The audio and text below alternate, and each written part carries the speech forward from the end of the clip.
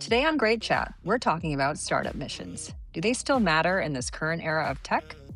And how do they differ from the prior generation of tech companies and the rhetoric of the early 2000s and 2010s? I'm Helen, and I'm joined by Angela and Ashley. Great Chat is brought to you by Mercury, radically different banking loved by over 300,000 entrepreneurs. We use Mercury to run this podcast and love recommending it to other founders and fund managers.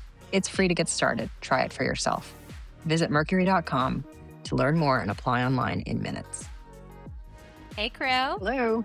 I'm in your city. Welcome to SF. Yes, welcome to sunny SF, Ashley. I feel like every time I come here, the weather is amazing. And I did live in San Francisco for a decade, so I know that is not always the case, but It was awful I this don't know. weekend. It was truly awful this weekend. So it is, you brought the sunshine. Well, it's beautiful now, and I just have to assume it's always beautiful in San Francisco. I was walking around like sort of the Castro Dolores Park area yesterday afternoon after getting in, and I like wandered into an open house, and I was shocked when the price was less than $1 million. Did you put in an offer? I did not put in an offer. Oh.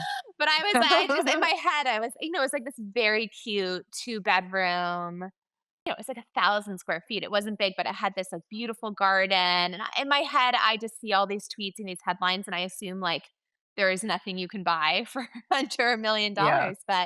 But either there is, or this is priced low so that there's a bidding war. And I'm going to read on Twitter tomorrow that it went for $3 million. But I feel like I found a unicorn.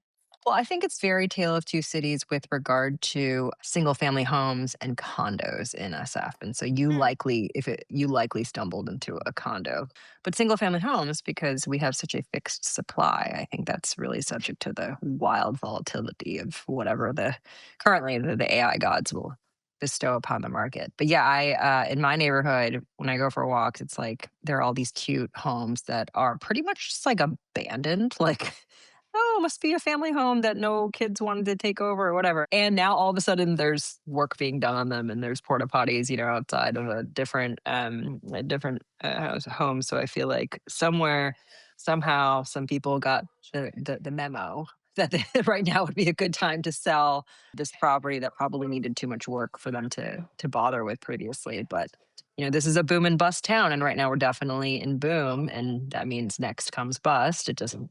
Just when is the question. Yeah, so I think that's probably resulting in a lot of like quick contractor work. It's so nice for me because our neighborhood has increased in like bougie coffee shops and matcha like hi-fi record stores by like a factor in the past year, and there's all these youths that are in line on the weekend, so I feel young and hip, and like my neighborhood is relevant again. So definitely things feel booming. But it's also interesting to me where people are choosing to live this cycle relative to when we were coming up in SF. I think in the 2010 decade, it was the Mission that was the area that was getting a lot of love from the tech hipsters or youngsters, for lack of a better word. And now, actually, it's all the northern neighborhoods that have gotten the interest. And I don't know what that's a reflection of, because I don't think the people are older. Do you think in part it could be because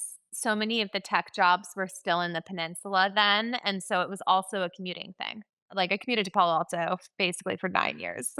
But OpenAI is in, Chase Center, Mission Bay, and Anthropic is sort of downtown, like not super easy to get to from Presidio Heights or Pag Heights. Yeah, just it's like interesting to see the neighborhoods shift and what was popular and where all the development is happening. I think there's like a lot more restaurants and bars and coffee shops actually booming in the northern part of the city relative to the Mission. It was totally flipped when we were in our 20s and 30s. I totally agree. And I feel like it's actually less of a like tech explanation, like, which is a good one, like everyone's commuting down or hopping on their company shuttles down to the peninsula.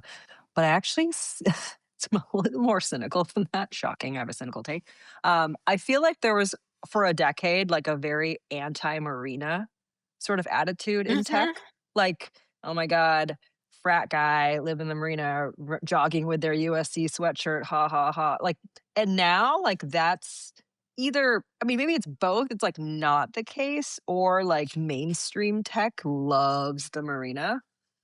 And so, like, the second you 100%. start opening up, like, an entire part of the city, so it's like Marina, Kahala, Russian Hill, Pack Heights, like, that exactly what you said, Angela. It's like the northern part of the city has, like, become cool and slightly more normy, if that makes sense, versus, like, a certain type of person lives there, which is, I think, what happened to the Mission, where it was like, it used to be super grungy and hipster, and then it became kind of mainstream-y, right?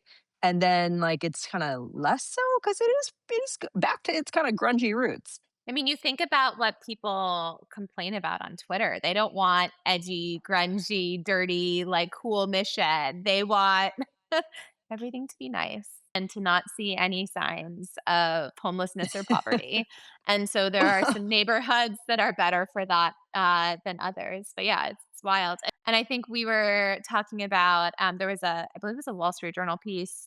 But I've definitely been seeing these stats go through my timeline. The details on the OpenAI secondary sales from last October, where 600 current and former employees got to sell their shares, and there was like overall it was like a $6 billion secondary sale, but and 75 people cashed out at the cap, which was 30 million. And so I feel like you haven't even begun to see that money really flow. And then of course we have the SpaceX, Anthropic, and OpenAI IPOs in theory at some point this year. And so I feel like the housing market is going to get crazier before we find some sort of new normal or we go through a bust cycle. Great Chat Enterprises, we have a new product offering where we're gonna offer like just a package, interior design, like Oh, yeah. stylist, preschool consultant, like we're gonna just offer the whole package, Yeah. you know? That's Like, pretty good. yeah. A Yeah. wrapper for your life. Yes. There we Yes. go.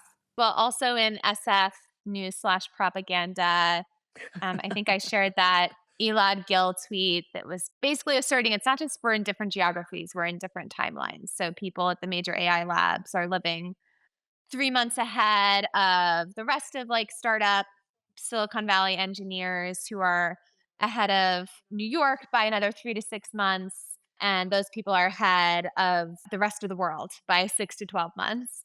And basically, like that, there's this like massive disconnect around where we are in AI geographically. And some people are living in the future and some people are living in the present. And not surprisingly, got a lot of both attention from people who love this story and a lot of pushback. Of course, there are plenty of really impressive AI companies that are not in San Francisco and Silicon Valley, and it was very SF centric. But I thought it was interesting because, and this is where my brain often goes. It's like if this is true, or if it's at least partially true, maybe it helps explain why the AI world is doing such a poor job of like telling its story to the rest of the world because people are just in like a fundamentally different reality. I feel like San Francisco is good at talking to San Francisco and then it really breaks down outside of that. But anyways, I don't know guys. I guess you're in the future but you're behind the AI labs. I regret to inform you. And I'm 6 months behind you. Even within San Francisco, I do feel like I've got friends who are, like, executives at tech companies that just sort of, like, don't care. That are just like, "I'm just gonna worry about the things that I need to worry about," and they just, like, don't care if they're Yeah. not gonna make it, and they seem very happy, and they are very much like, have the blue chip resume and went and worked at all the right places. It's not like they're like Luddites and, they're living in the past or something like that. And so I also feel like there's so much granularity within like these broad strokes that the people are painting as well. The And SF I don't know. propaganda. Yeah, I mean, like, what do you win? What is the prize for being ahead? You know that we're fucked sooner. That's true. Like, I feel like for the past, like, year and a half, I've just had this anxiety and I've just been processing, what's happening. So I feel like now I've reached like a good point and then the rest of the country is kind of catching up. So I do feel like you get to mentally adjust yourself sooner.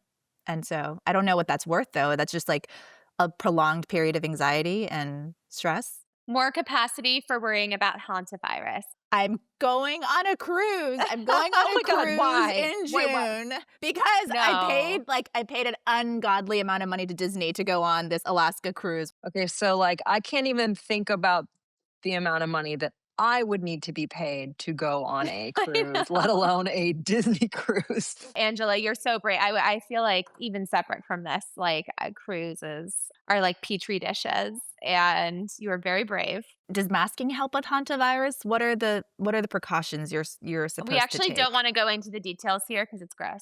Okay. Okay. Okay, fair enough. I will ask You ChatGPT. can do your I will own yes. research. Yeah. I don't want to talk about it on our podcast. I do not want to sully our pod with the details of hantavirus, which I unfortunately now know. Enough said. Enough said. Pray for me because I will be, offline in the Alaskan wilderness for 7 days, potentially exposing myself to hantavirus and just the whims of, like, thousands of children on board a cruise ship, so, Which is yeah. scarier? I don't know. I went on a Disney cruise as a child, and it was a real production. So I'm excited for you. Thank you.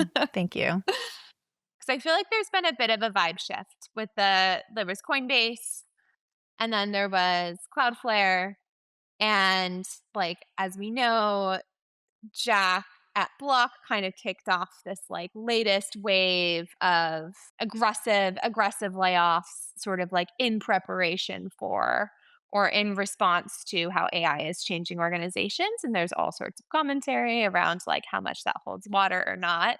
But I feel like generally, like the reception to that, his communication there was positive. It was positive in the stock price.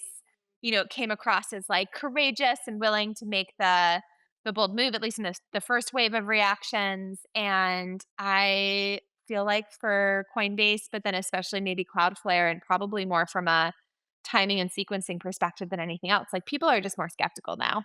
Well, that Meta layoff is still it's pending, right? Yeah. Ugh, that sucks. They had to Um, like announce it a month ahead. Like what right. a anxiety inducing month for that whole team. And now I kind of feel like you can't really get ahead of it, or like the narrative is kind of like there and you kind of just have to slot into it. Like, yep, we did this. It sucked. Here's how we're treating our departing employees with dignity. Like, that's kind of all there is to do. Like, I would not recommend any company. It's sort of like do anything clever, if that makes sense. I don't know. I felt like both the Coinbase and Cloudflare layoffs, there was criticism about how they had been overhiring or sort of boasting about how much they were hiring just not so long ago. And one thought that I had was like, well, this is one of the downsides of being like such a main character on Twitter, right? Like people just they remember everything you say and then those words are used to against you. But I don't know, all the layoffs are priced in, if that makes sense, Yeah. very much like Yeah. emotionally and sort of from a narrative standpoint.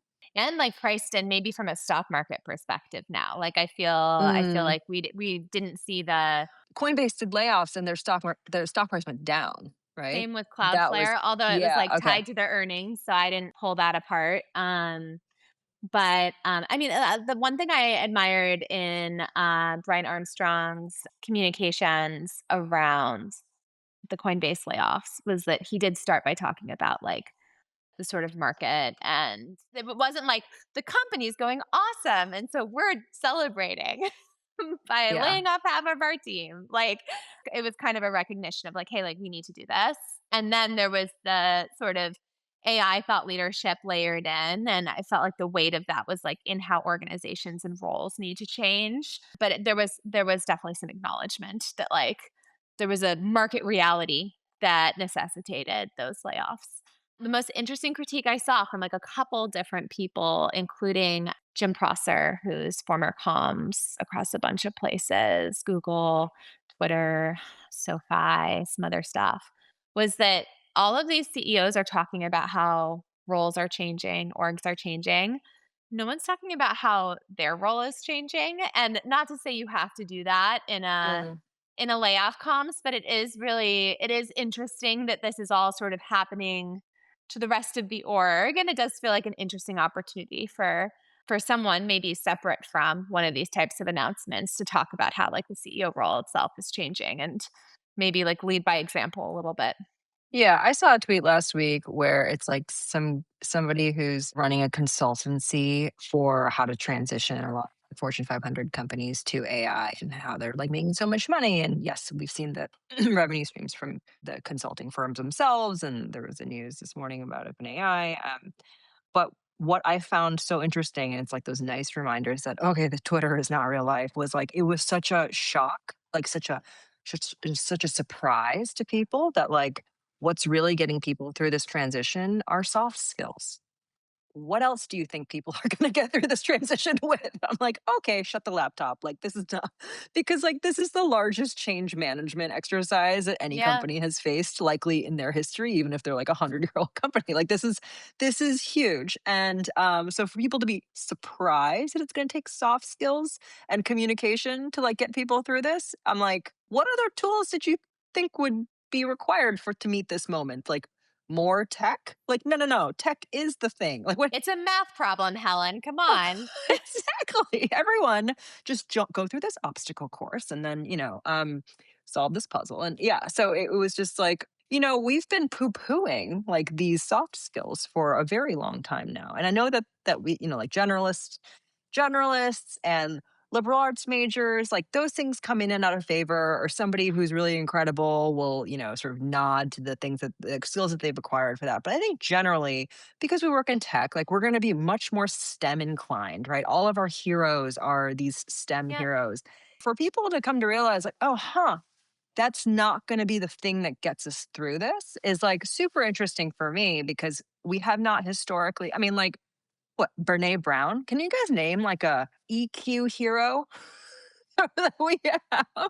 Oh, what's his name? Like it's just The such a organizational strange psychiatry guy who was Adam for Grant, Adam Grant, like not in this era, but like a prior era. Steven Sinofsky. I know all these characters because they all Steven's like a spoke at product our sales guy. I don't kickoff. know. Like, it feels like the most like artsy we've gotten in tech is like when like designers are like, oh, like Brian Chesky is a Oh, that's a good designer. point. That's a good point. And that was a thing for a while. But also tech has been chipping away at soft skills. And I think about this a lot from the perspective of a parent. Like the other day, my kids were like, we want to watch like this thing on demand on Disney Plus. And I was thinking, when we were kids, like you were just scrolling TV Guide and you took like whatever came at whatever moment. You know what I mean? Like you had to wait for Fridays for when your show came on. You Yeah. had to wait for when the movie was on. It was not like instantaneously, I'm going to turn on the TV and get exactly what I want. And tech has made everything so much easier that I feel like kids in general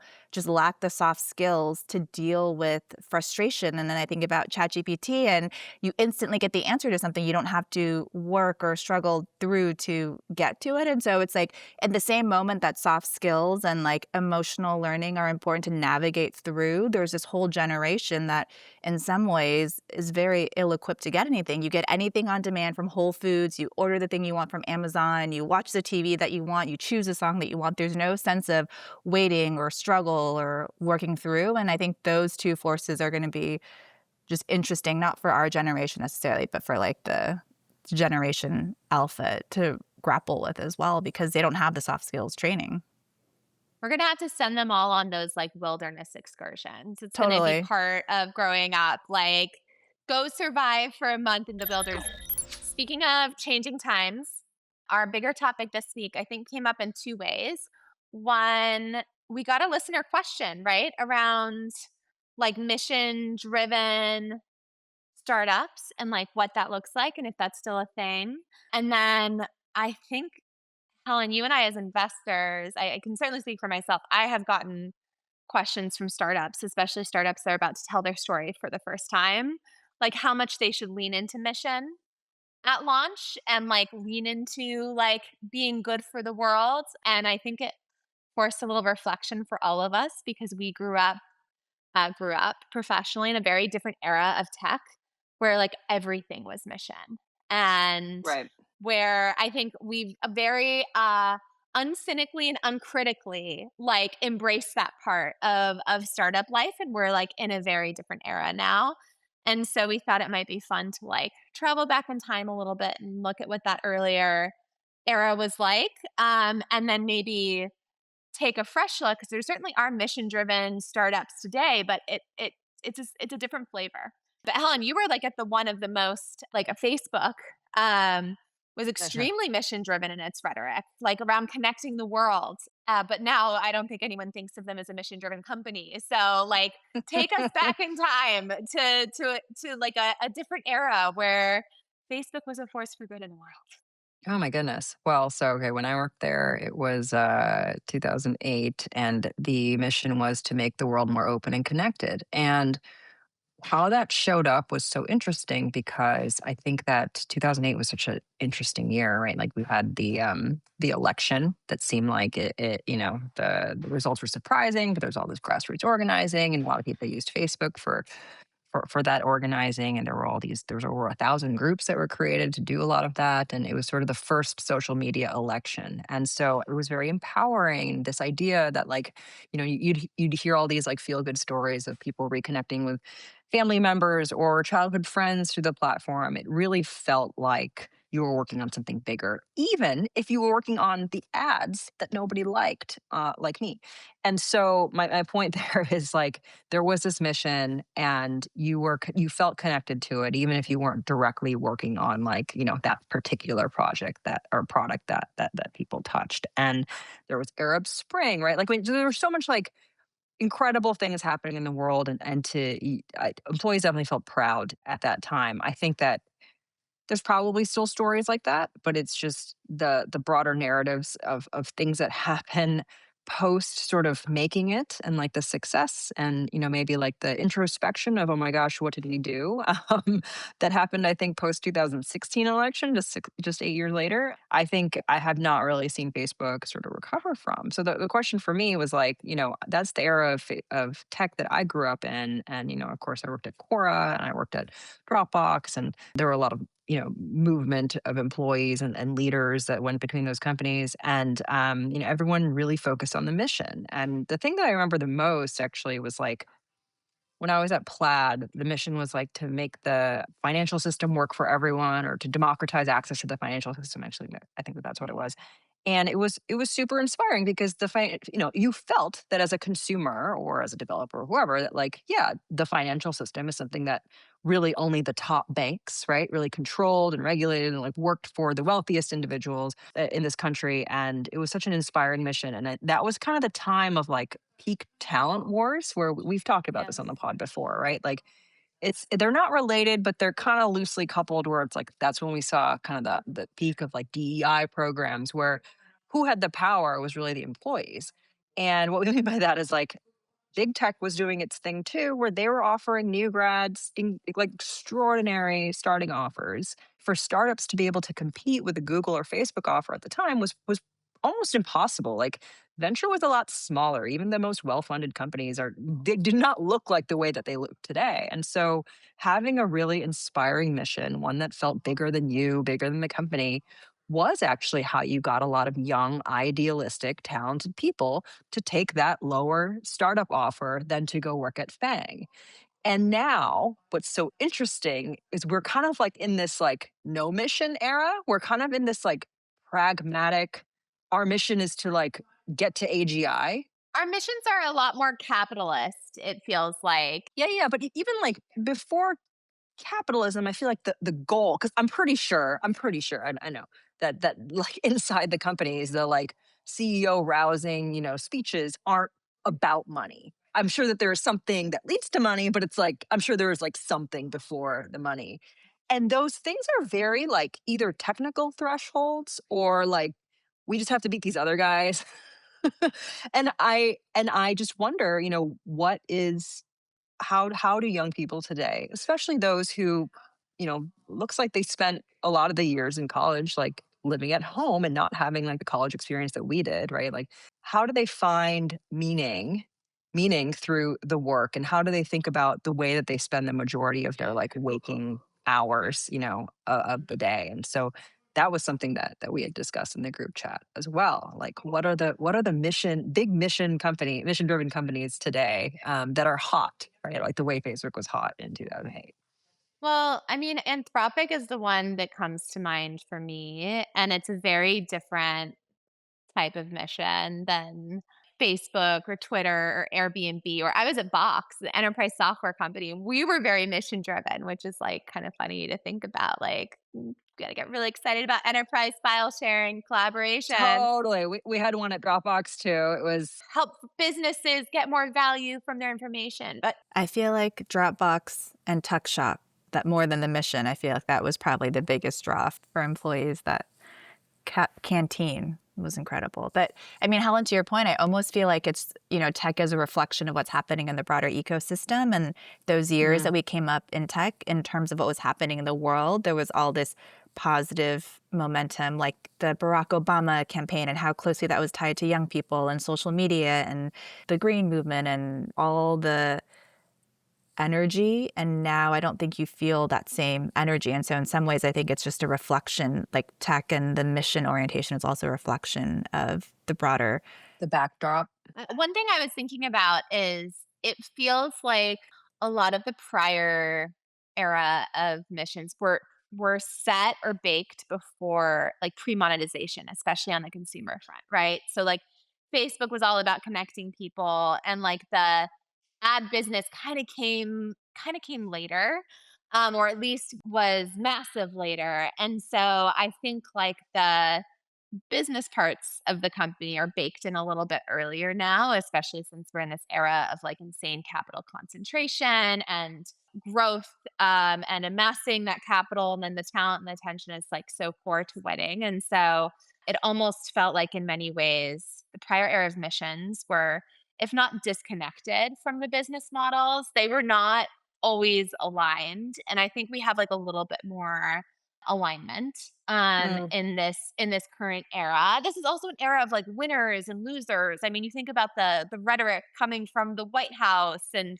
we're mhm. just in this like very sort of zero sum mentality, and that filters through. So whereas I feel like the prior era of missions was all about like how are you going to do good in the world, this era of startup missions feels more adversarial to me. Like, what are you against? And that's not always the case. But you think about Anthropic. Anthropic is a spite company. I mean, like, but like it exists to beat OpenAI to AGI in many ways, right? And if you talk to people who work there really is like an orientation around we have to be faster, we have to be first. Winning is core to the mission in a way that it didn't feel like it was for prior eras. Same with the whole American dynamism cinematic universe, right? It's Yeah. like America has to beat China and communism. And so, but the thing is that's very interesting is when missions are inherently adversarial, it almost takes a little pressure off of articulating like the future vision. Like what's important is winning.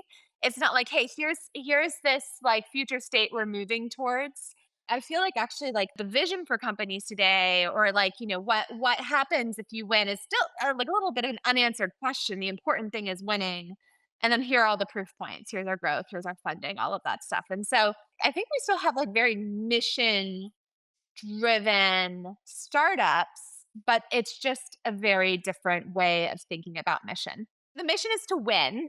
Well, that I was thinking the same thing, which is like before it was like you could do all these, you could cure cancer, you could like help solve Medicare, you could, help create financial freedom. And now with the narrative of AI and this one model to rule us all, I think everyone is just thinking the only way to win is to amass more capital. And so everything has just become oriented around how do you amass capital? And that's a very different mission than how do you solve a bunch of problems. I think a lot of founders also learned the hard way that, like, while mission can be incredible for attracting and retaining talent, it's also a double edged sword when it comes to having to make business decisions that aren't like perfectly aligned with the mission. I'm using about all the times that Google employees have protested Google Right. taking a certain contract because they felt like it was against the company's values, or like having to do layoffs, like feels like a contradiction to this like rosy picture. And so I also wonder if a lot of this recalibration is like, how do we get people inspired around an idea, but not have that idea be in any way in opposition to our Well, so business. a company, yeah.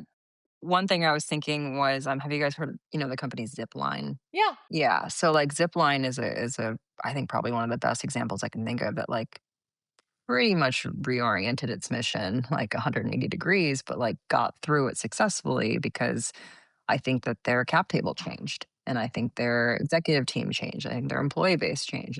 And also like the tide shifted as well in their favor. And so I just know like earlier in their lifetime, they recruited a lot of very mission driven people away from Tesla and other, companies, because they wanted to do good in the world, right? Like I think their original use case was drone delivery of like blood in like East Africa, and it's like, okay, cool, yes, I want to work on that. That's super cool. And so they kind of justified paying below market salaries because it was such mission driven work. And then when they switch to commercial use cases, it's sort of like a hard transition for the employees who are like, wait, wait, wait, we're gonna do the capitalist thing too, and I have to keep this really low salary. And so I think that was a tough transition, but I think that that's so far in the past, and then there are these tailwinds that sort of like helped catapult the business, not into this like sort of exciting commercial future. I don't think everybody's path looks like that, right?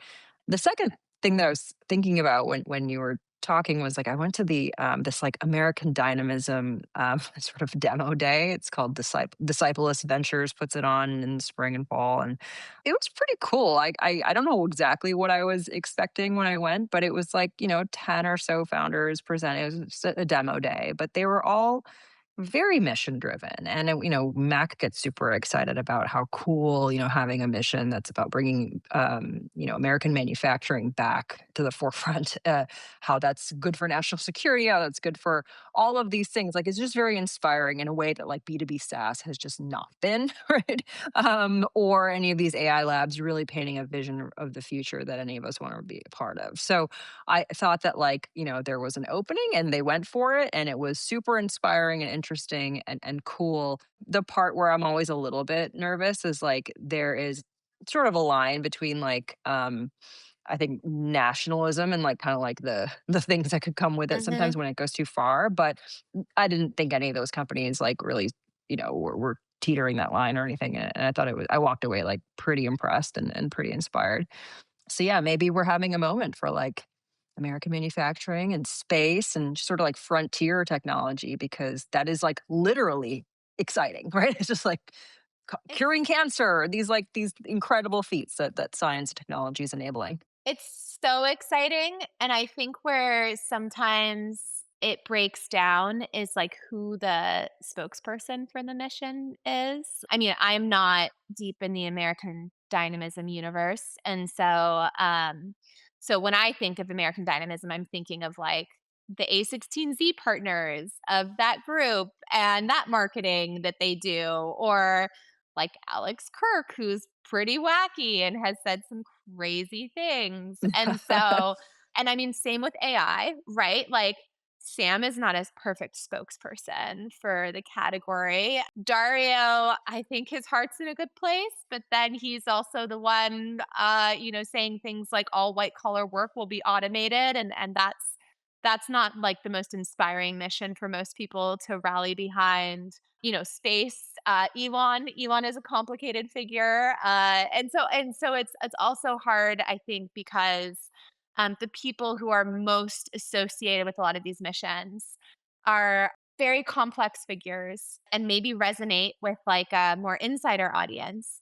But a lot of that breaks down outside of tech. And so it's interesting to think about like the most mission driven parts of the startup ecosystem.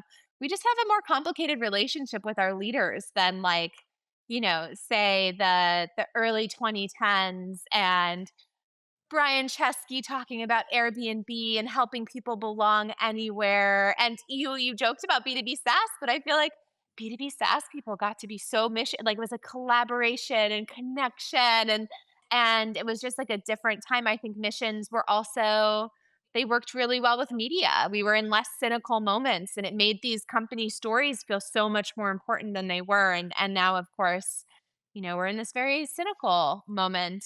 I think we're very good at rallying the troops when we're talking about our own employee bases and our cap tables. And again, the orientation around winning works really well, but we haven't told a more expansive version of those stories around what winning means for like a broader set of people and brought them along for those rides. And maybe part of it is that a lot of these leaders are not oriented that way. That's such an interesting point that I hadn't really thought about until you articulated, but in some ways, the the mission orientation of the prior generation was simpler, like, like imperfect foods, we're solving food Yeah. waste. Like there's nothing, like that's simple, easy, like no, there's not a lot of nuance behind it. And even for the companies we mentioned, like Facebook, it started as connecting people and it was only later when the nuance was discovered that the mission kind of shifted. And so to your point, there was an easier, simpler mission for people to grapple onto. And in this world, whether it's American dynamism and defense, same for AI. And so it's such an interesting thought in terms of how the mission has changed and what the implications are. You go back even further, and the missions were even simpler. Like Microsoft was something like a computer in every home and on every desk. And like that was actually incredibly audacious and even absurd at the time that they said it.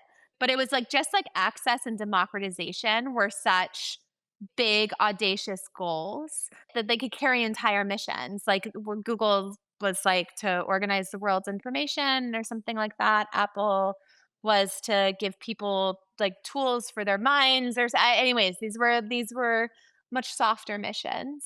Well, another one I was thinking about, because if it's like we think about like right now in the hot companies, of course, we're gravitating towards OpenAI or Anthropic, but it's like coding assistants.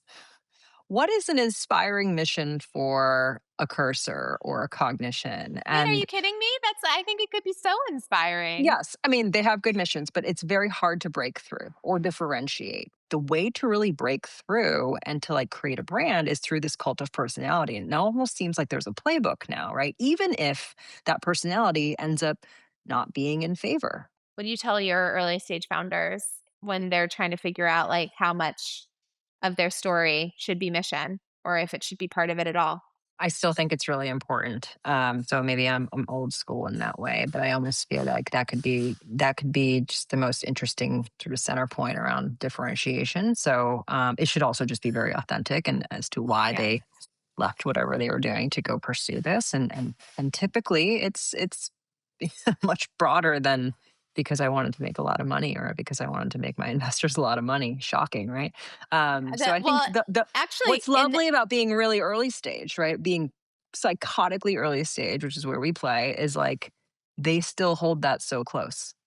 yeah, actually, I was just thinking about we've joked about how being a founder is like lower status than having a sexy job at one of these AI labs or whatever. And in many ways that like plays to their strengths in storytelling because you kind of have to be irrationally obsessed with a mission or a Hmm. problem to go and do an early stage startup because there are faster, more obvious paths to wealth right now, or at least that's the sort of industry assumption. And so I was talking to a team that is very oriented around like having a positive impact in the world and we were talking about how much that should be part of their story and I was like I think it should be a big part but I think you might want to make it more of a and I can't go into details on the company so maybe this won't translate well but like less of a doing good in the world and more of a David versus Goliath. Make it a little more adversarial. Make it like, like meet this moment that we're in and tell your story in a way, like tell it authentically but in a way that is going to resonate with today's sort of tech audience, especially on the talent side because I think we're just this is the era and the mode that we're in and you just got to embrace it. All right. Fun. Have a good week. On that note, All on right. that, on soon. that bright and Yeah. uplifting. We solved it, guys. We solved it. See you next week. Thank you for listening to Great Chat. Have questions for us? Make sure to submit them at anothergreatchat.com. See you next week.